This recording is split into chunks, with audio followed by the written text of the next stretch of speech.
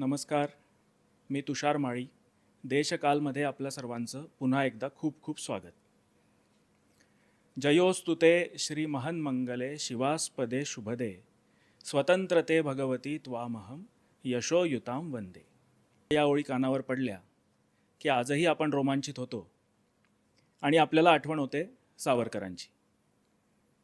स्वातंत्र्यवीर विनायक दामोदर सावरकर, भारत मातेचे एक महान सुपुत्र, क्रांतिकारकांच्या मालिकेतील शिरोमणी, एक तेजस्वी वक्ते, ओजस्वी विचारवंत, समाजसुधारक, हे अनेक जसे सावरकरांच्या व्यक्तिमत्वातले पैलू आहेत, त्यातलाच एक पैलू म्हणजे कवी सावरकर. सावरकरांनी विपुल काव्यलेखन केलेलं आहे आणि आज आपण त्याबद्दलच जाणून घेणार आहोत, त्यांच्या काव्यविश्वातच डोकावण्याचा प्रयत्न करणार आहोत. आणि यासाठी आज आपल्यासोबत आहेत अश्विनीजी पितळे. अश्विनीजी या स्वतः एक उत्तम लेखिका आहेत आणि साहित्याच्या अभ्यासकही आहेत आणि सावरकरांच्या कवितांचं रसग्रहण या विषयावर त्यांचा अभ्यासही आहे.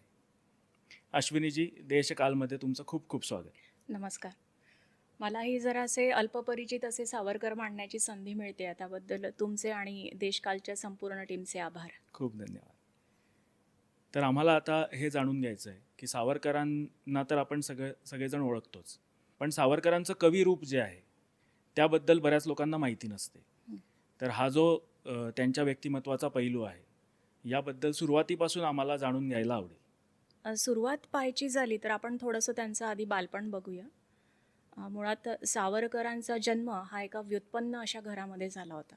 त्यांचे वडील दामोदरपंत यांचं स्वतःचं शिक्षणच इंग्रजी मॅट्रिकपर्यंत झालं होतं. त्यामुळे ते मुलांना घरामध्ये इंग्रजी कवितांचे वेचे वाचून दाखवायचे, काही भाषांतरं करून दाखवायचे.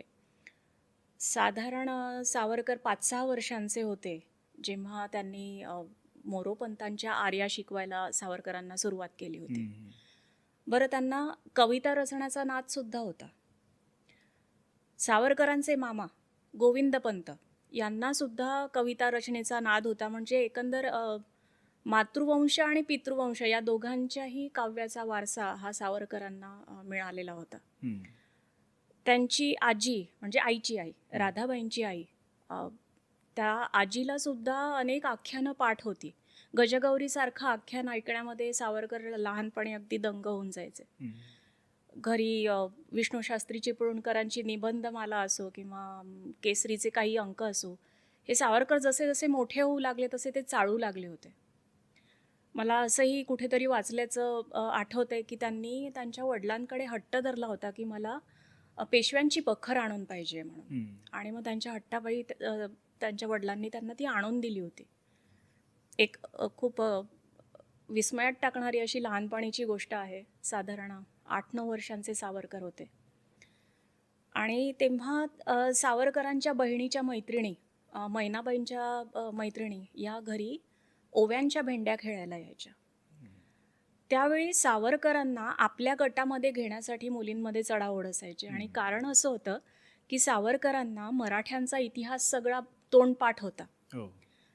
त्यामुळे जिथे जिथे खंड पडायला लागायचा ओव्यांमध्ये, तिथल्या तिथे यमकं जुळवून सावरकर अखंड असा ओव्यांचा पुरवठा तेव्हा करायचे. आणि अर्थात सावरकर ज्या गटामध्ये असायचे तो गट जिंकायचा.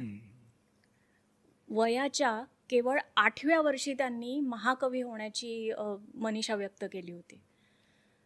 या दृष्टीने आणखी एक गोष्ट सांगायला आवडेल. भगूरमध्ये जेव्हा प्लेगची साथ आली होती, त्यावेळेला त्यांनी बघितलं की आजूबाजूला अनेक माणसं दगावतात आहे, की लोक मृत्युमुखी पडतात आहे. मग त्यांना स्वतःची पण जरा काळजी वाटायला लागली. की त्यावेळी त्यांनी त्यांच्या वडिलांना सांगितलं होतं की यामध्ये जर मला काही झालं तर माझ्या कविता तेवढ्या प्रसिद्ध करा. म्हणजे मी वृत्तीने कवी आणि कलावंत होतो, पण परिस्थितीने मला राजकारणी पुरुष बनवलं, हे सावरकरांचे शब्द आहेत. तर असा त्यांचा म्हणजे सुरुवात लहानपणीच झाली होती असं म्हणता येईल.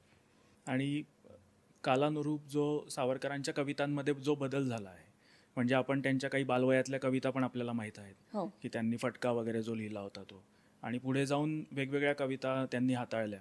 वेगवेगळे प्रकार हाताळले. तर हा सगळा प्रवास तुम्ही कसं बघतात याच्याकडे? अ, अनेक अभ्यासकांनी यावर लिहिलेलं आहे, पण प्राध्यापक स. ग. मालशे जे आहेत, त्यांनी सावरकरांच्या वृत्तीमध्ये कसा फरक होत गेला, स्थानभेदानुसार कसा फरक होत गेला, हं. तर त्यासाठी त्यांनी 4 खंड पाडले आहेत त्यांच्या काव्याचे. तर पहिला जो कालखंड आहे, तो आहे विद्यालयीन कालखंड, जेव्हा ते मित्रमेळ्यासाठी काम करत होते. त्यावेळी त्यांची कविता आपल्याला थोडीशी कवनांच्या प्रकाराची अशी असलेली दिसते. हं. दुसरा कालखंड आहे तो आहे क्रांतीचा कालखंड, जेव्हा त्यांच्या भावनेचा वेग हा आपल्याला शिगेला पोचलेला दिसतो. तिसरा कालखंड अंदमानामध्ये कैदेतला, हं. जेव्हा त्यांची वृत्ती आपल्याला अंतर्मुख झालेली दिसते. आणि चौथा कालखंड हा रत्नागिरीमध्ये स्थानबद्धतेचा, अच्छा. जेव्हा त्यांची कविता थोडीशी अशी प्रचारकी थाटाची असलेली आपल्याला दिसते.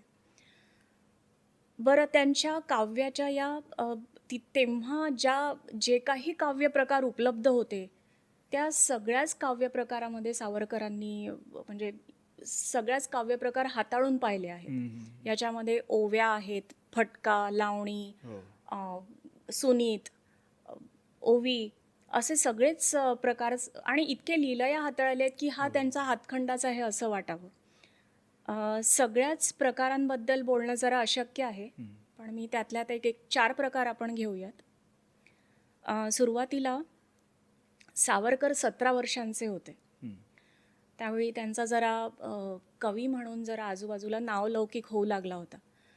त्यावेळी काही कलगी तुऱ्याचे तमासगीर सावरकरांकडे आले आणि त्यांनी म्हटलं की आम्हाला हवी तशी रचना तुम्ही लिहून द्याल का? अच्छा. त्यावेळी सावरकरांनी हा छंद नसे चांगला हं. ही लावणी लिहिली आहे. मनमन मित्राच्या कासारा गणिकेचा रे तुला गड्या रे छंद नसे चांगला, अशी ती लावणी. आणि गंमत अशी की इतक्या लहान वयात सुद्धा सावरकरांचा जो समाजसुधारकाचा पिंड आहे, हं. तो या कवितेमध्ये जास्त आपल्याला दिसतो. हो. दुसरा प्रकार आपण नाट्यपदाचा घेऊयात. हं. म्हणजे सावरकरांनी जे मालशेंनी सांगितलं त्याप्रमाणे चौथा जो कालखंड आहे हं. सावरकरांचा, त्या कालखंडामध्ये त्यांनी प्रचारकी थाटाचं नुसतं काव्यच लिहिलं नाही आहे, तर नाटकंसुद्धा लिहिली. तर ही 3 नाटकं एकंदर सावरकरांनी स्थानबद्धतेत लिहिली आहे. ते म्हणजे संगीत उशाप, संन्यस्त खड्ग आणि संगीत उत्तरक्रिया. आता ही नाटकं स्वतःच्या मतांचा प्रसार आणि प्रचार करण्यासाठी जरी लिहिलेली असली, तरी यामधली जी पदं आहेत ती मात्र त्या नाटकातल्या प्रसंगानुसार पात्रांच्या तोंडी आलेली आहेत. हं. त्यापैकी सर्वश्रुत असलेलं शतजन्म शोधिताना शत आरती व्यर्थ झाला. आता हे गीत सांगण्यासाठी मला थोडंसं बॅकग्राऊंड सांगते की संन्यस्त खड्ग नाटकातलं हे गाणं आहे. तर यामध्ये जी नायिका आहे तिच्या लग्नाचा पहिला वाढदिवस आहे आणि तो तिला तिच्या पतीसोबत साजरा करायचा असतो. हं. आणि तिचा पती हा सैन्यामध्ये सेनापती आहे. हो. आणि त्याला अचानक तिला अशी बातमी मिळते की त्याला परस्पर युद्धावर पाठवून दिलेलं आहे. हं. मग अशा वेळी विरह म्हणून विरह गीत आहे हे, तर त्यामुळे तिच्या भावना अशा उचंबळून येतात की आता ती म्हणते की शतजन्म शोधितांना शत आरती व्यर्थ झाल्या. आता इथे आरती, आर्त, हो. तीवर रफार आहे. हो. म्हणजे आर्त म्हणजे दुःख. तर मी 100 दुःख सहन केली, तेव्हा कुठे मला तुझी प्राप्ती झाली आहे, तू मला लाभला आहेस. शतसूर्यमालिकांच्या दीपावली विझाल्या, म्हणजे शतसूर्यमालिकांचं तेज फिकं पडावं अशी माझी साधना होती. इतके सगळे कष्ट उपसून मला जेव्हा तू प्राप्त झाला आहेस, तेव्हा आता तुला युद्धावर जावं लागतंय. आणि या प्रसंगाला अनुसरून हे गीत आलेलं आपण बघतो. हो. तिसरा प्रकार म्हणजे आपण आरती घेऊयात. हं. छत्रपती शिवाजी महाराजांवर सावरकर लिहितात की जयदेव जयदेव जय जय शिवराया, या या अनन्य शरणा आर्या ताराया. म्हणजे महाविद्यालयीन काळात फर्ग्युसन कॉलेजमध्ये असताना ही आरती लिहिलेली आहे त्यांनी. आणि इथे बघा, तो अनन्य शरण हा शब्द किती चपखल बसतो. या शब्दाची जागा दुसरा शब्द घेऊ नाही शकत. जसं छत्रपती शिवाजी महाराजांची जागा दुसरा कोणी घेऊ नाही शकत. म्हणजे त्यांच्याशिवाय तारणारं त्या काळी कोणीच नव्हतं. हो. तसा सगळा आर्तभाव त्या कवितेमध्ये आपल्याला पाहायला मिळतो. ही झाली आरती, म्हणजे ती एकमेव अशी आरती आहे महाराजांवर उपलब्ध असलेली, किंवा एकमेवा द्वितीय असं म्हणू शकतो आपण या आरतीला. आणि चौथा प्रकार म्हणजे स्वतंत्रतेचं स्तोत्र, जयोस्तुते, ज्याने तुम्ही सुरुवात केली. ते स्वतंत्रतेलाच देवी भगवती मानतात ते. मोक्ष, मुक्ती ही तिचीच रूपं, किंवा संपत्ती किंवा नीतीची ती संरक्षक अशी शक्ती त्यांना वाटते. दुर्जनांचा संहार करणारी आणि सुजनांकडून पूजली जाणारी अशी ती आहे. तर असे हे प्रकार आहेत. बाकी कवितांचा उल्लेख किंवा उलगडा अधिक माझ्या पुढच्या बोलण्यातून होईल. आता आपण वेगवेगळे काव्य प्रकार पाहिले, पण याचबरोबर कालानुरूप किंवा या काव्याची निर्मिती जिथे झाली तो काळ कसा होता किंवा ती ठिकाणं कशी होती, याबद्दल तुम्हाला काही सांगायचं आहे का? एक तर कालखंडानुसारच मी तुम्हाला सुरुवातीला बोलले होते की पहिला कालखंड हा त्यांचा विद्यालयीन कालखंड होता, किंवा तेव्हा घर त्यांचं काही सुटलेलं नव्हतं त्या काळी. दुसरा जो क्रांतीचा कालखंड होता, जेव्हा ते इंग्लंडमध्ये वगैरे गेले होते, तो एक कालखंड आहे. तिसरा अर्थातच अंदमानचा, जेव्हा परत वृत्ती अंतर्मुख होणं, की त्याच्यामध्ये सावरकर तत्वज्ञ म्हणून आपल्याला प्रकर्षाने दिसतात. आणि स्थानबद्धतेत असताना अर्थातच त्यांना सक्रिय राजकारणात प्रवेश नव्हता. त्यामुळे काहीतरी, पण ते सावरकर होते, काहीतरी प्रॉडक्टिव्ह आपल्या हातून होत राहिलं पाहिजे या उर्मीतून त्यांनी काव्यनिर्मिती त्या काळामध्ये केली आहे. त्यामुळे त्यांनी स्वतःच म्हणतात की मी माझी लेखणी लाठीसारखी चालवली आहे. तर चौथ्या कालखंडामध्ये जरा प्रचारकी थाटाची किंवा आपल्या सध्या देशाला गरज कशाची आहे यानुसार त्यांनी ते काव्य लिहिलं आहे. आणि सावरकरांच्या कवितांचं वैशिष्ट्य जर आपण बघायची म्हटली तर ती कुठली कुठली आहेत? आता थोडंसं वैशिष्ट्य म्हटलं की आपण जरा अंतरंगाकडे वळतो आहोत. तर अनेक वैशिष्ट्ये, सुरुवातच आपण सौंदर्य आणि शृंगाराने करूयात. म्हणजे खरं तर आपल्याला सावरकर एक क्रांतिकारक म्हणून माहिती असतात. म्हणजे त्यांचं कर्तव्य कठोर, अतिशय तेजस्वी, प्रखर असं व्यक्तिमत्व लोकांना माहिती असतं. पण मला नेहमी असं वाटतं की एखाद्या माणसाला जर तुम्हाला पूर्णपणे जाणून घ्यायचं असेल तर त्याचं काव्य आधी वाचावं. कारण कविता ही अशी गोष्ट आहे की ती स्वतः कवीची परवानगी न घेताच जन्म घेत असते. म्हणजे तिला स्थलकालाचं बंधन नसतं. कवितेवर संस्कार नंतर होऊ शकतात, म्हणजे तिला अलंकारामध्ये बांधणं, वृत्तात बांधणं, पण कवीच्या मनाचं जसंच्या तसं प्रतिबिंब हे त्याच्या काव्यामध्ये पडत असतं. आता कवी म्हणजे रसिक माणूस असतो, तर कुठल्याही कवीला जसा सौंदर्य आणि शृंगार वर्ज्य नव्हता तसाच तो सावरकरांना पण नव्हता. आणि तो अप्रतिम उतरलाय सावरकरांच्या काव्यात.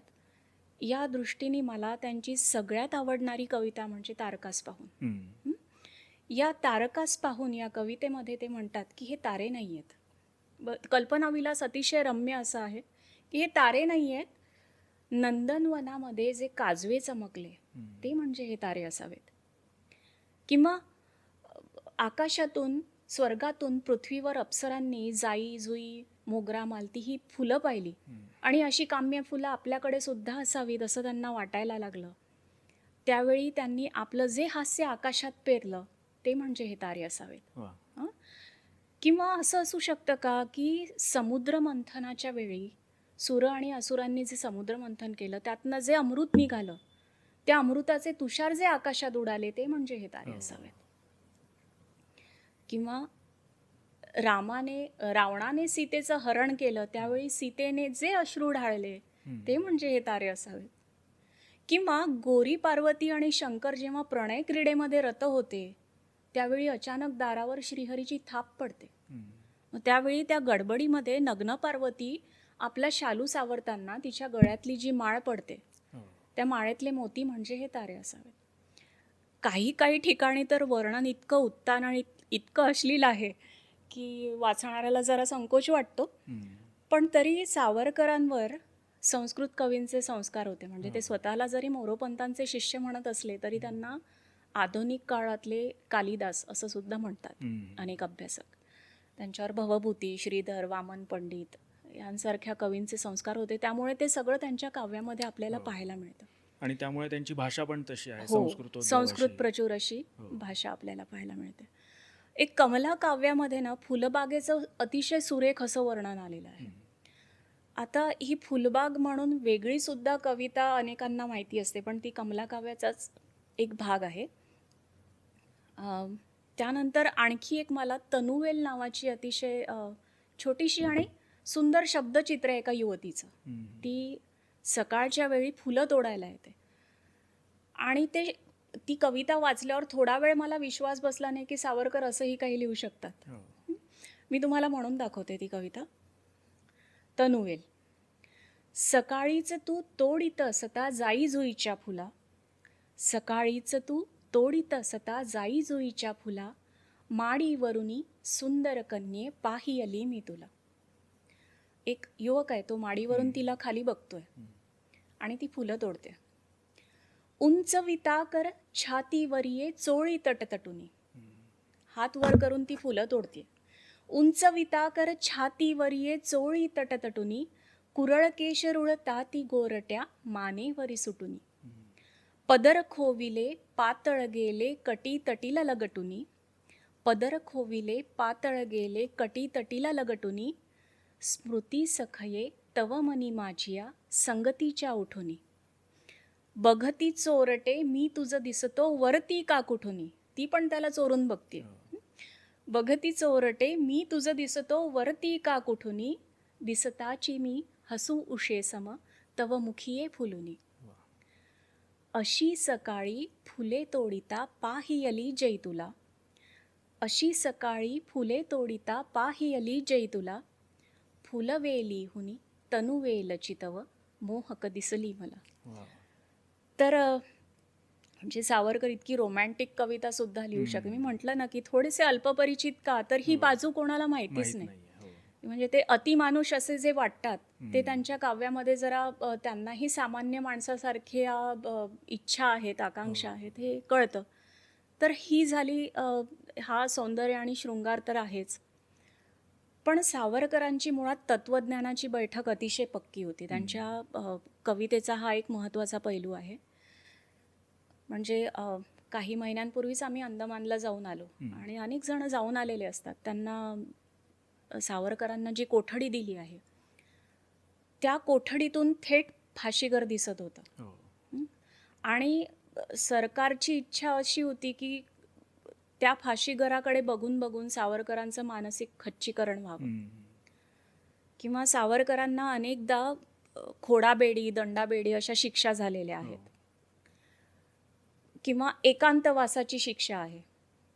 तर त्यांनी एकलकोंडी नावाची कविता सुद्धा लिहिली आहे की त्या म्हणजे इतके आजच्या काळात म्हणायचं झालं तर इतके निगेटिव्ह विचार मनामध्ये येतात.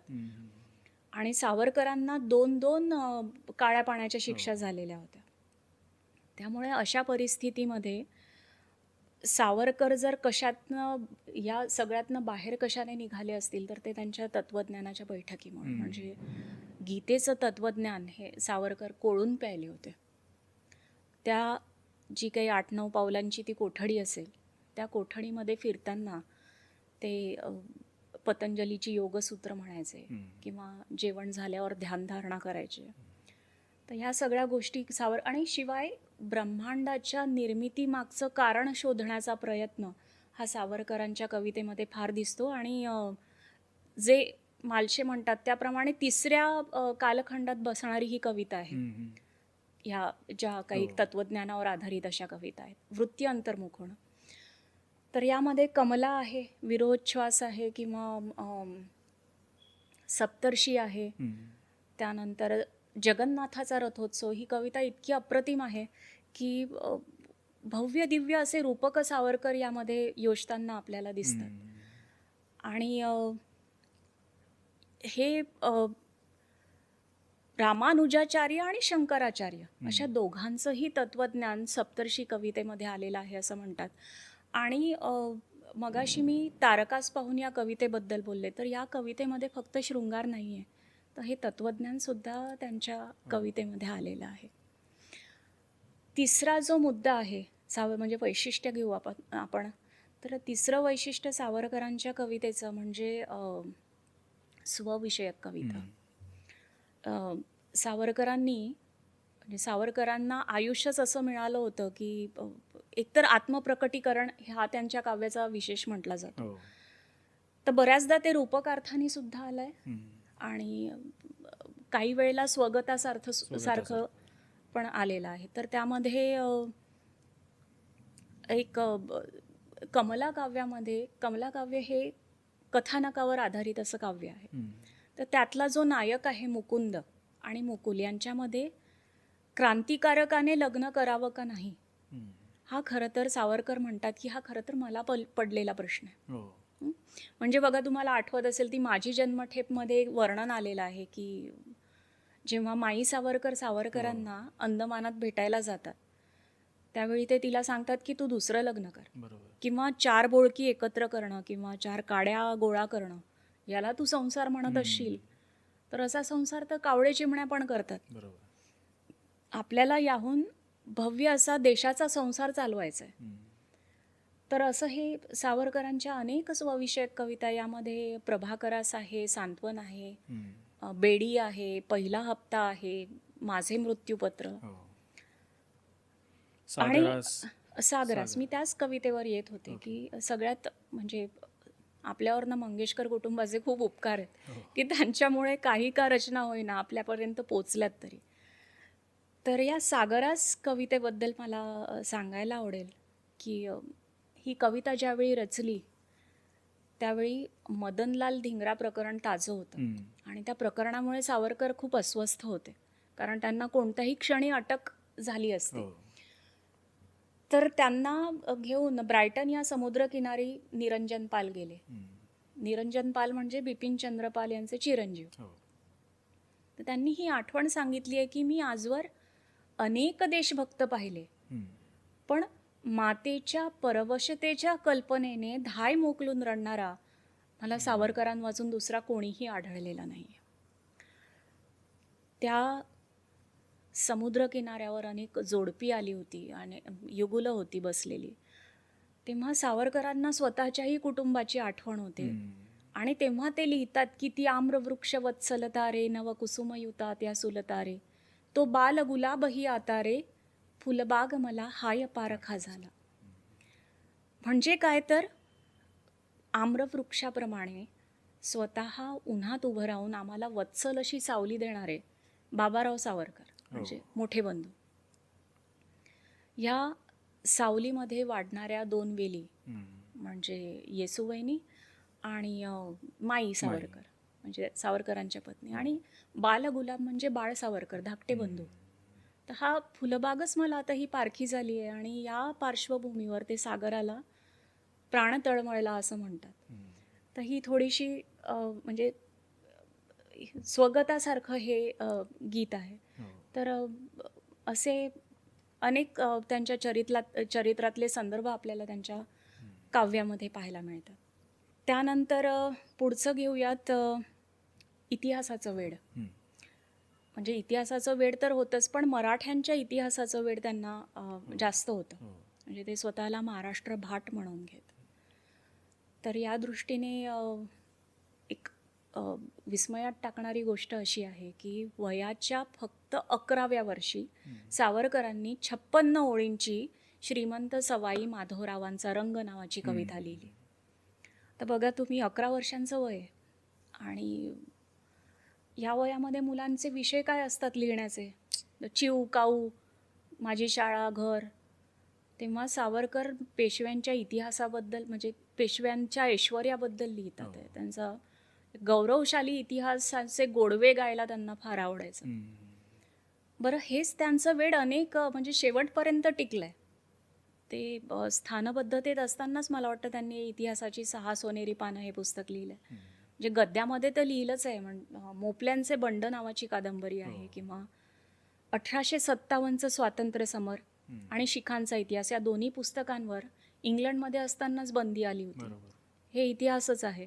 किंवा हिंदू पदपातशाही आहे ग्रंथ त्यांचा, किंवा हिंदू नृसिंहा प्रभू शिवाजी राजा, बाजीप्रभू देशपांडेंचा पोवाडा असो, किंवा सिंहगडाचा पोवाडा, हम्म. तर असे पोवाडे सुद्धा रचले. तर हे सगळं इतिहासाचंच वेड आहे जे हो. शेवटपर्यंत त्यांच्यासोबत राहिलं. म्हणजे त्यांच्या अनेक कवितांमध्ये युद्धाचेच प्रसंग आहेत, हम्म. कुठे पानपताचे आहेत. म्हणजे जसं कमला आणि विरोधश्वास, हा कमलेचाच पुढचा भाग म्हणजे विरोधश्वास आहे. तर या दोन्ही कवितांमध्ये सुद्धा पानपताच्या आधारावरच ही कविता लिहिलेली आहे. तर असं हे इतिहासाचं वेड आहे. पुढचं वैशिष्ट्य आपण मानवतावादी दृष्टिकोन, म्हणजे सावरकरांनी समाज सुधारणा केली आहे इथपर्यंत आपल्याला माहिती असतं, पण नक्की काय केलंय त्यांनी हे फारसं कोणाला माहिती नसतं.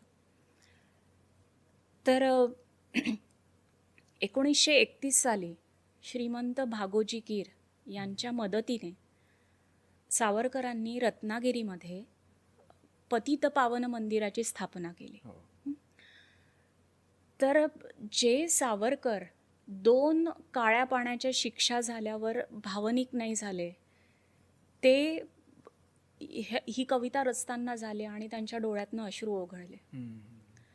मला देवाचे दर्शन घेऊ द्या, डोळे भरून मला देवाला पाहू द्या, हे असं गीत लिहिलं त्यांनी. आणि हे त्यावेळी त्या सफाई कामगारांच्या मुलींनी म्हटलंय, हे त्या सोहळ्याच्या वेळी. अशाच त्यांच्या कविता म्हणजे संत रोहिदास आहे किंवा बालविधवा दुस्थिती कथन नावाची कविता आहे. हम्म. हे त्यांच्यातलं समाज सुधारकाची बाजू आपल्याला यामुळे करते. पण असं म्हणजे आपल्याला एकाच मंदिराबद्दल माहिती असतं, पण सावरकरांनी अशी थोडी थोडकी नाही, 500 मंदिरं अस्पृश्यता मुक्त केली आहे. हो. बघा आता त्यांची जयंती किंवा पुण्यतिथी आली की आपल्या व्हॉट्सॲप ग्रुपवर तो त्यांच्या सहभोजनाचा तो एक फोटो फिरत असतो, बरोबर. की ते सगळ्यांमध्ये रांगेत बसून जेवतायत. हो. तर यासोबतच त्यांनी अस्पृश्य मुलांना त्यावेळी शाळेमध्ये एकत्र बसवलं जात नसायचं, हम्म. तर त्यांना ते एकत्र सरमिसळ बसवण्याचं आंदोलन केलं किंवा त्या मुलांचे व्रतबंध विधी घडवून आणले, त्यांना यज्ञोपवीत घातलं हम्म.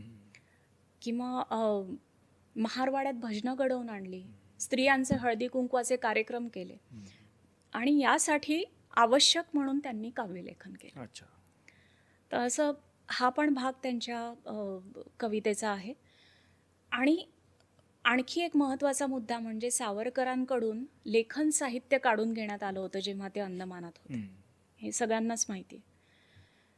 आता या पार्श्वभूमीवर तुम्ही विचार करा, सावरकर जेव्हा अंदमानातून सुटून बाहेर पडले त्यावेळी 90% कैदी हे साक्षर झालेले होते आणि 2000 पुस्तकाचं ग्रंथालय तिथल्या अधिकाऱ्यांचा तीव्र विरोध असताना सुद्धा सावरकरांनी तिथे उभं केलेलं आहे. आणि हे खूप मोठं काम आहे. ह्या दृष्टीने आणखी हे सगळं करण्यामागची त्यांची भूमिका काय आहे, तर पुढचा मुद्दा येईल याच्यामध्ये, की त्यांचं सगळंच काव्य हे त्यांच्या निष्ठांवर उभं आहे. तर त्यांच्या निष्ठा कोणत्या, तर हिंदुत्व निष्ठा, राष्ट्रनिष्ठा आणि देशनिष्ठा. बघा त्यांचं एक वाक्य फार प्रसिद्ध आहे की देहाकडून देवाकडे जाताना मध्ये देश लागतो आणि या देशाचं आपण देणं लागतो. म्हणजे ते देव आणि देश यामध्ये अभेद मानायचे.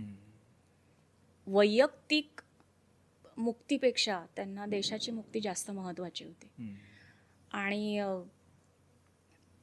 त्यांनी याच म्हणजे आता एक अजून उदाहरण द्यायचंच झालं तर आपण रवींद्रनाथ टागोरांना जेव्हा नोबेल पारितोषिक जाहीर झालं तेव्हा सावरकरांनी त्यांना अभिनंदनपर एक कविता लिहिली आणि त्या कवितेमध्ये ते लिहितात की मला माझी कवी होण्याची इच्छा का सोडून द्यावी लागली, असं ते म्हणते. लिहितात की कवी कक्ष पूर्ण हा माझा, परी उणीव तेथे जाजा, क्रांतीच्या बाष्पयंत्राचा कक्ष तो.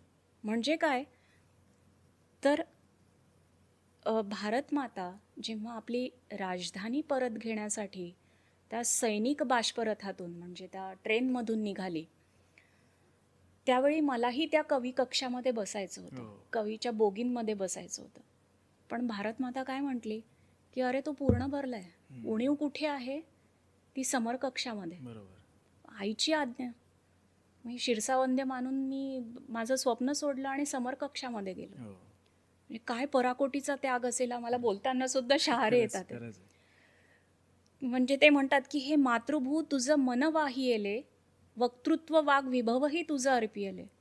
एखादा कवीनं काही लिहितो तर ते अपत्याप्रमाणे असतं त्याला. तर ते सुद्धा त्यांनी अर्पून दिलं होतं आणि या पार्श्वभूमीवर आपण जेव्हा ती सागरा प्राण तळमळला ही कविता ऐकतो, तेव्हा आपल्याही मनात कुठेतरी गलबलून येतं. पोटात कालवा कालव होते. खरंच. आणि ही त्यांच्या काव्याचीच ताकद आहे, हो. व्यक्तिमत्वाची ताकद आहे. हा त्यांच्या व्यक्तिमत्वाचं महत्त्वाचा पैलू होता. पुढच्या आणखी पैलूकडे जाताना तीन तीन गोष्टी आहेत. शस्त्रपूजा, कर्तव्य विचार आणि हौतात्म्य वृत्ती. हम्म. आता हे सगळं, ही जी काही वैशिष्ट्य आहे, हे सगळं सावरकरांच्या व्यक्तिमत्वाचाच एक भाग आहे. आणि हे सगळं तसंच्या तसं त्यांच्या काव्यामध्ये उतरलेलं आपण पाहतो. तर सावरकर जेव्हा अखिल भारतीय मराठी साहित्य संमेलनाचे अध्यक्ष होते, हो. त्यावेळी त्या अध्यक्षपदावरून भाषण करताना सावरकरांनी सांगितलं होतं की लेखण्या मोडा आणि बंदुका हाती घ्या. हम्म. आता खरं तर त्यावेळी त्यांच्यावर खूप टीका झाली होती की असं कसं काय तुम्ही म्हणू शकता, तेही अशा व्यासपीठावरून. हो. पण सावरकरांची यामागे भूमिका अशी होती की आता खरं तर देशाला गरज स्वातंत्र्याची आणि तरुण मंडळी स्वप्नरंजन करण्यात आणि कविता लिहिण्यामध्ये वेळ वाया घालवतील तर असं चालणार नाही आहे. हम्म. देशाची गरज ओळखून वागायला पाहिजे. आणि शस्त्रगीत नावाचं गीतसुद्धा सावरकरांनी लिहिलं आहे. त्याच्यामध्ये ते एकंदरच सावरकरांच्या समग्र साहित्यामध्ये पराक्रमाची पूजा दिसते आपल्याला. हम्म. म्हणजे त्यांची सगळी काव्यातली पात्र म्हणा किंवा एकंदर सगळी हौतात्म्य वृत्तीने त्या लढ्यांमध्ये सहभागी होतात. हो. आणि हे करण्यामागची भूमिका अशी की हौतात्म्य वृत्तीने होतं असं की असंतोष सतत जागृत राहतो लोकांमध्ये. बरोबर. त्यामुळे हे हे तीन महत्त्वाचे पैलू आहे. आणि सगळ्यात शेवटचं वैशिष्ट्य मी सांगेन की आशावाद. हम्म. सावरकरांच्या कवितेचा हा खूप मोठा पैलू आहे. म्हणजे सावरकर म्हणतात की म्हणजे दुर्दम्य आशावाद आहे, नुसतं सामान्य नाही आहे. हो. ह्यासाठी मी लॉर्ड बायरन, एक कवी होता, ग्रीक कवी, त्याची प्रिझनर्स ऑफ चिलॉन नावाची एक कविता आम्हाला अभ्यासाला होती. हम्म. तर त्या कवितेमध्ये तो सुद्धा फ्रीडम फायटर आहे. तर तो त्याने एका त्या कवितेमध्ये असं सांगितलं आहे की त्यांना कसं एका तुरुंगामध्ये काळ कोठडीत हम्म. डांबण्यात आलं होतं आणि तिथे कसा त्यांचा छळ झाला. कारण तिथेच खायचं, तिथेच जेवायचं, तिथेच झोपायचं, तिथेच मलमूत्र विसर्जन करायचं. तिथेच त्याने त्याच्या मित्रांना आणि भावांना मरताना पाहिलं. आणि एक दिवस असं होतं की त्या निवेदकाची सुटका होते. हम्म. पण तो म्हणतो की मला या अपरिचित जगामध्ये जायचं नाही आहे. हो. पण सावरकर काय म्हणतात, म्हणजे खरं तर सावरकरांचा यापेक्षा कितीतरी जास्त प्रमाणात छळ झाला आहे. म्हणजे सप्तर्षी कवितेमध्ये पूर्वार्धात, सप्तर्षी कवितेच्या, कारण पूर्वार्ध म्हणजे पहिल्या म्हणजे सेल्युलर जेलच्या पहिल्या दिवसाची आन्निकी म्हणजे डायरी आहे ती. त्याच्यामध्ये त्यांनी त्या कोठडीचं वर्णन केलं आहे किंवा तो जेलचा माणूस जेव्हा त्यांना सांगायला येतो की तुम्हाला 50 वर्ष म्हणजे एकूण 50 वर्षांची शिक्षा झाली आहे. आणि ती वाक्य ऐकल्यावर त्यांची मनस्थिती काय होते, किंवा त्यानंतर तो जी वस्त्र देतो त्यांना, तर ते रामानी जशी वल्कलं धारण केली तशी ती मी वस्त्र धारण केली. तर हे इतकं भयंकर असं वर्णन आहे. हो. पण तरीसुद्धा म्हणजे ते त्या माणसाप्रमाणे सावरकरांना तर 7-7 दिवस उभ्याने हात बांधण्याची शिक्षा व्हायची. पण तो वेळसुद्धा सावरकर सत्कारणी लावायचे. स्वतःला जे काही येतं म्हणजे ज्या काही कविता त्यांनी लिहिलेल्या असायच्या त्या ते पाठ करत राहायचे. काय म्हणावं त्या माणसाला. तर हा जो आशावाद आहे, म्हणजे सावरकरांना सुद्धा एकाच भांड्याने आंघोळ करायची, एकाच भांड्यात जेवायचं, तेच भांडं प्रातर्विधीसाठी वापरायचं, तरटावर झोपायचं, कोलूला जोडल्या गेलेत ते, किंवा काथ्या कुठायला लागलाय, कदान्न मिळालंय जेवायला, महिनोन महिने ते रुग्णशय्येवर पडलेले आहेत. पण याचा ह्या सगळ्या यातनांचा कुठेही म्हणजे कटुता नाही आहे त्यांच्या काव्यामध्ये. वैषम्य असेल, कटुता नाही आहे. आणि एवढं सगळं परिस्थितीचं हलाहल पचवून ते काय म्हणतात की अनादि मी अनंत मी अवध्य मी भला मारील रिपू जगती असा कवण जन्मला, किंवा याहूनही भयद असे छळ सहेनची परी झटेनची विमुक्त करण्या भारत भूपुना. तर हेच हा जो आशावाद आहे ना, हा त्यांना असामान्यत्व देतं. तर हेच त्यांच्या काव्याचे आपल्याला म्हणजे त्यांच्या व्यक्तिमत्वाचीच वैशिष्ट्य त्यांच्या काव्यामध्ये उतरलेली आपण बघतो. खूप सुंदर. आणि आपण भाषाशास्त्राच्या दृष्टीने जर सावरकरांच्या काव्यसंपदेचा विचार केला तर तुम्ही त्याकडे कसं बघतात की त्यांनी कुठले कुठले भाषाशास्त्राचे प्रकार हाताळले आहेत? सगळ्यांना आपण जरा रसविचाराकडे येऊया, सुरुवात त्याने करूया. तर आपल्याला सगळ्यांनाच माहिती आहे की काव्यामध्ये 9 रस असतात आणि कोणत्याही कवीच्या काव्यामध्ये एक रस असतो, तो प्रधान रस असतो, म्हणजे तो जाणवतो.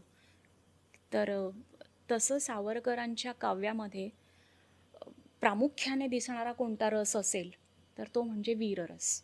अर्थात ती सावरकरांचं व्यक्तिमत्व भरलेलं होतं त्याने. अन्य रस नाहीत का त्यांच्या कवितांमध्ये? तर आहेत, पण फक्त पाहुणे म्हणून. कारण परत मी सप्तर्षी कवितेचं उदाहरण घेईल की सुरुवात जरी फार जे वीर रसाच्या खालोखाल येणारा जर कोणता रस असेल तो करुण रस. अर्थात त्यांचं आयुष्य सगळं दुःखाने भरलेलं होतं. पण सप्तर्षी कवितेबद्दल बोलत होते की सप्तर्षी कवितेमध्ये असं आहे की सुरुवात त्यांना जे दुःख झालं, ते सगळी बातमी कळली त्यांना की आपल्याला 50 वर्षाची शिक्षा झाली आहे. व त्यांना त्यांचं सगळं भविष्य सगळं अंधकारमय त्यांना दिसायला लागलं. पण तेच थोडंसं पुढे पुढे जाते कविता आणि कवितेच्या शेवटी परत त्यांच्या मन उसळी घेतं आणि परत या सगळ्यावर मात करताना दिसतं. म्हणजे हा काव्यातला जो करुण रस आहे ना, हा काव्यगत असण्यापेक्षा रसिकगत जास्त वाटतो मला. म्हणजे आपल्याला हळहळ वाटत राहते शेवटी की ते जरी वीरवृत्तीने त्याच्यावर मात करत असले तरी आपल्याला थोडंसं वाईट वाटतच राहतं. त्यामुळे तो आपल्यामध्ये जास्त आहे, काव्यगत कदाचित कमी असेल. भाषेच्या बाबतीत बोलायचं झालं तर अतिशय सुरुवातीला म्हटलं त्याप्रमाणे संस्कृत प्रचूर अशी सावरकरांची भाषा आहे आणि कठीण असे काय आहे की सावरकरांना भाषेमध्ये परकीय शब्द अमान्य होते. कारण परकीय शब्द हे त्यांना गुलामगिरीची आठवण करून द्यायचे. त्यामुळे त्यांनी भाषाशुद्धीच्या बाबतीत मोठं काम केलं हे अनेकांना माहिती असतं. तर त्या अपरिचित अशा शब्दांमुळे त्यांचं काव्य समजायला कठीण जातं. आणि बरं नुसते तसे शब्द वापरले तर ते समासयुक्त शब्द आहेत. 2-4 कठीण शब्द एकत्र येऊन असे ते काव्य तयार झालेलं आहे.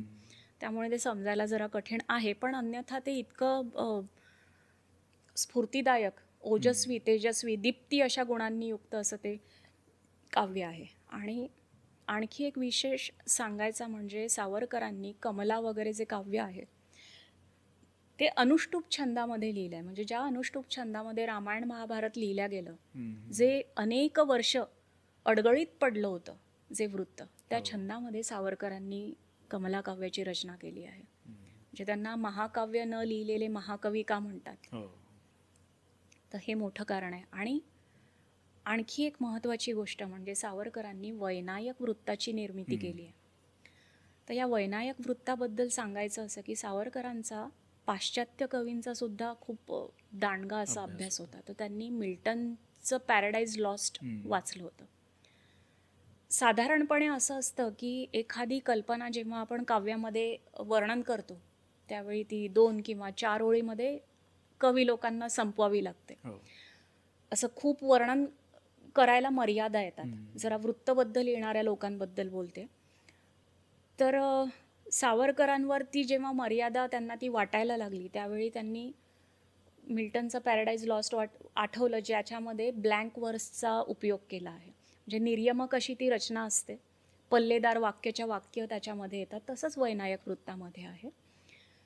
तर सावरकर म्हणतात की या वृत्ताच्या चालीची झेप ही मला विनायकाप्रमाणे म्हणजे गरुडाप्रमाणे विस्ताराची आणि भरारीची वाटते. हो. आणि तसेच वर्णनं सावरकरांच्या काव्यात सुद्धा आहेत. म्हणजे अगदी उपमा, उत्प्रेक्षा, रूपकं सावरकर त्यांच्या वृत्तीनुसारच योजताना आपल्याला दिसतात. उदाहरणच द्यायचं झालं तर सिंहगडाचा पोवाडा याच्यामध्ये तो जो तानाजी आहे तो तानाजी सिंहगडावर कसा चालून जातो तर शिवहस्तातून निघालेला तीर. हो. किंवा बाजीप्रभू देशपांडे त्यांना कसा वाटतो तर खिंडीतून निघालेला तोफेचा गोळा. अशा उपमा सावरकर देताना दिसतात. तर हा शैली विचार आहे. आत्ताच आपण उल्लेख केला माझे मृत्यूपत्र कवितेचा. त्यात ते म्हणतात की हे मातृभूमी तुझला मन वाही येले, वक्तृत्व वाग्विभवही तुझं अर्पी येले, तू तेची अर्पिली नवी कविता रसाला, लेखाप्रती विषय तूची अनन्य झाला. म्हणजे जे काही त्यांनी केलेलं आहे आयुष्यामध्ये ते सगळं त्यांनी मातृभूमीच्या सेवेसाठी केलं आहे असा त्यांचा भाव आहे. तर ही काव्यनिर्मिती जी केली ती पण त्यांनी एक साधन म्हणून कशी वापरली की स्वातंत्र्य लढ्याला त्याच्यामुळे प्रेरणा मिळावी. हा भाग ना आपण म्हणजे त्यांनी अशा अनेक कविता केल्या. हिंद सुंदराती, माझा स्वदेश हिंदुस्तान, प्रियकर हिंदुस्तान, पहिला हप्ता किंवा पाण्यातली आगती. म्हणजे एकंदरच सावरकरांच्या काव्यामध्ये ही जी काही देशनिष्ठा किंवा राष्ट्रनिष्ठा आहे हाच बेस आहे. म्हणजे या प्रेमातूनच सगळं आलं आहे.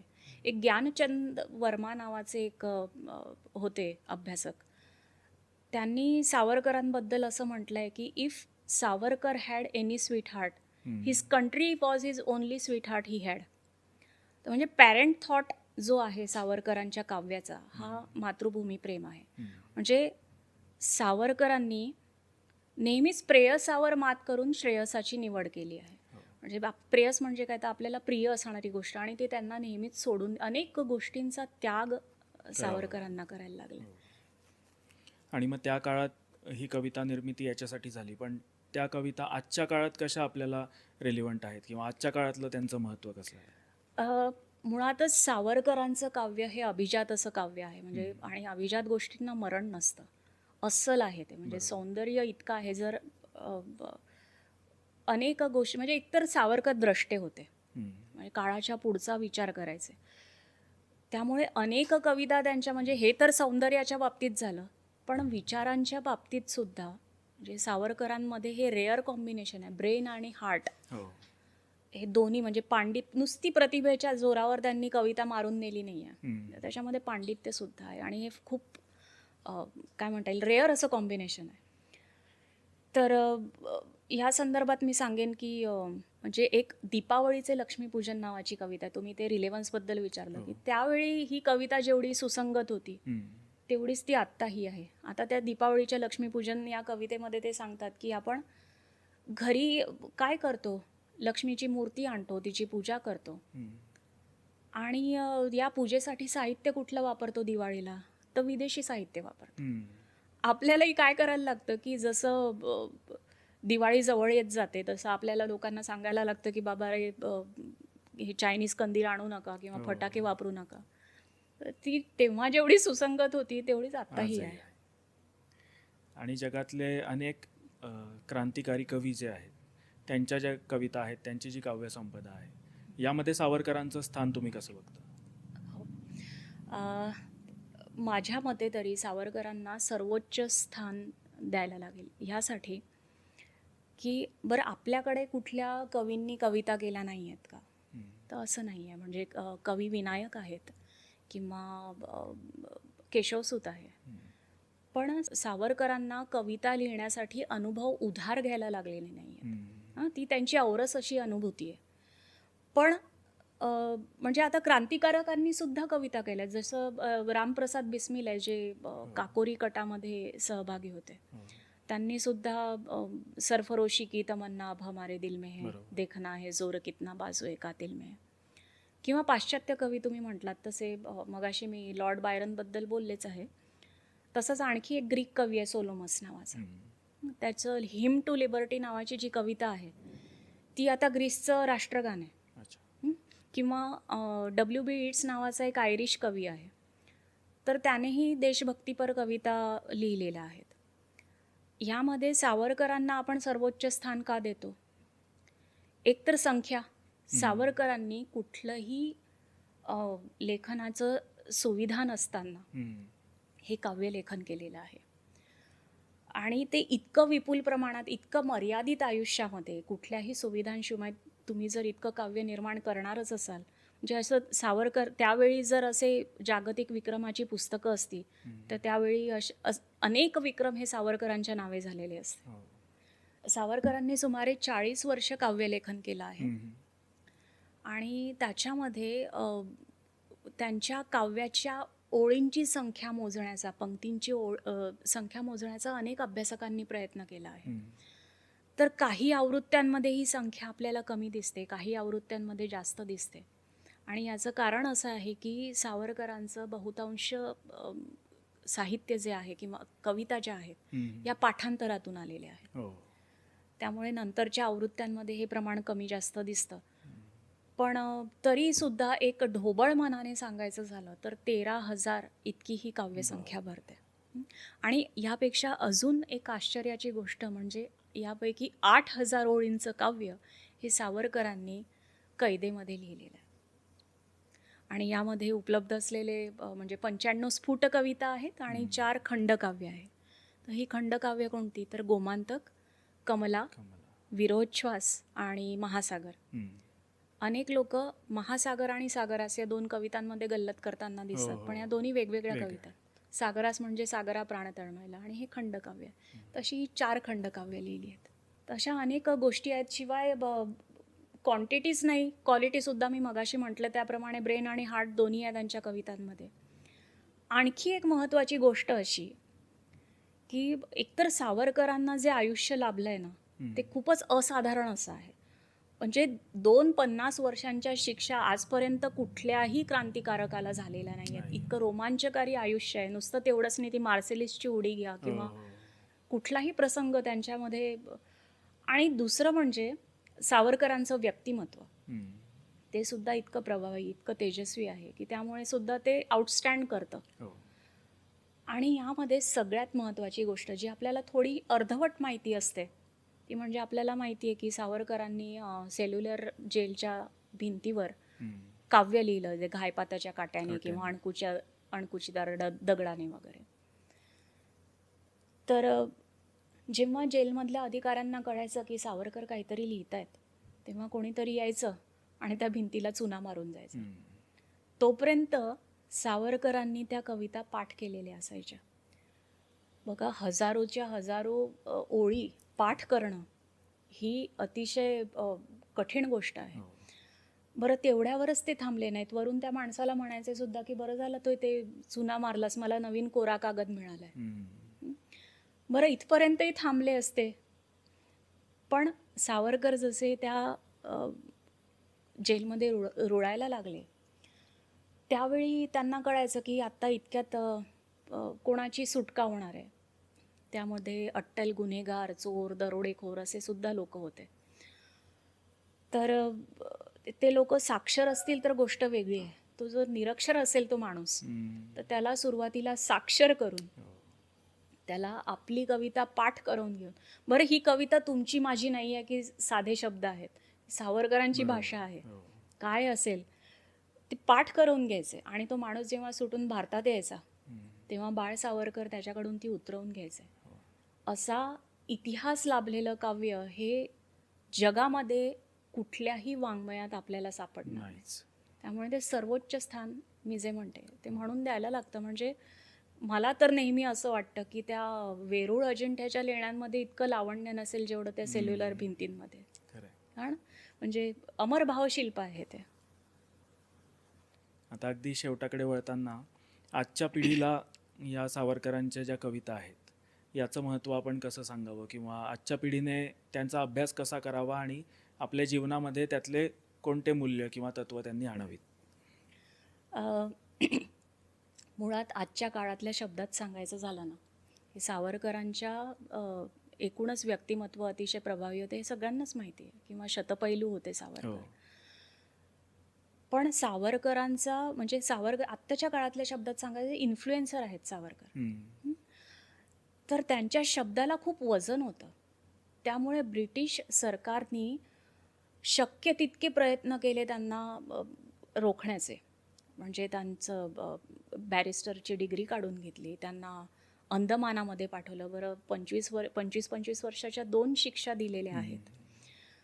बरं तिथून त्यांची तब्येत खराब झाली, बाबारावांची तब्येत खराब झाली. ही जर बातमी भारतात कळली, प्रभाव बघा सावरकरांचा, तर देशामध्ये असंतोष निर्माण होऊ शकतो या भीतीने त्यांनी भारतामध्ये त्यांना पाठवलं. हो. हं.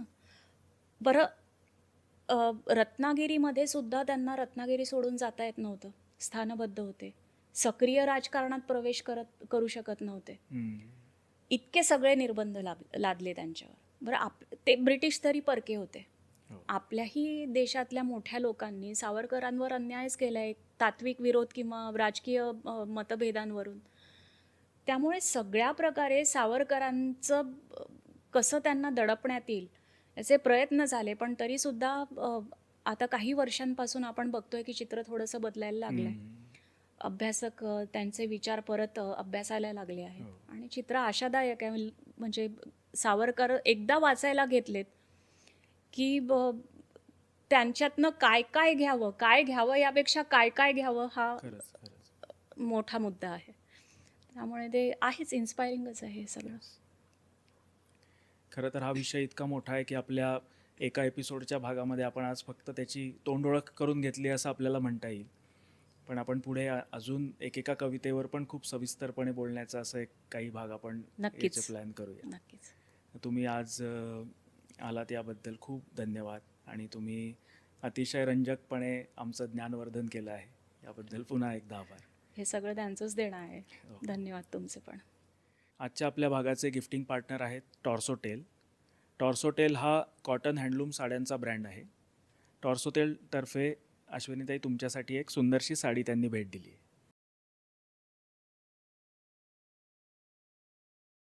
तुम्हाला आजचा एपिसोड कसा वाटला हे आपल्या प्रतिक्रियांमधून जरूर कळवा.